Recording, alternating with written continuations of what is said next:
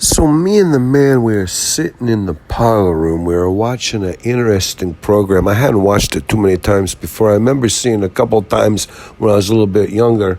And I did research it after I watched it once or twice in my dog remembrance. It was MASH, and Alan Alda and Wayne Fontaine or somebody and Harry Alden. A whole bunch of different guys. They were very funny. They meshed together just beautifully. But the man, he was kind of snookered. He was kind of, tipsy-turvy on the bourbon.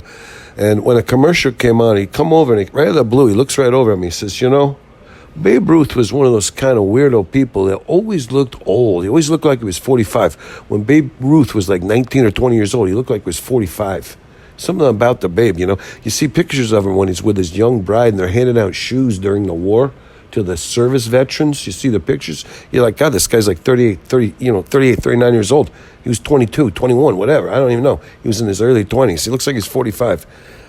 I looked over at him. I said, that is kind of true. I've seen a few pictures of Babe, and yeah, you're right. He does. So, even when he's super young, he looks like he's an old. He looks like he's the whole time he was alive. From about the time he was probably about 17 until the time he was probably about 48, he looked like he was 40. About 40.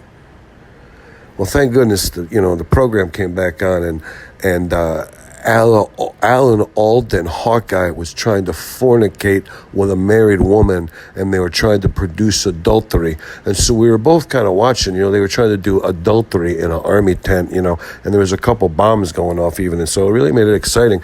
And but that time I do think the man had a point about the babe.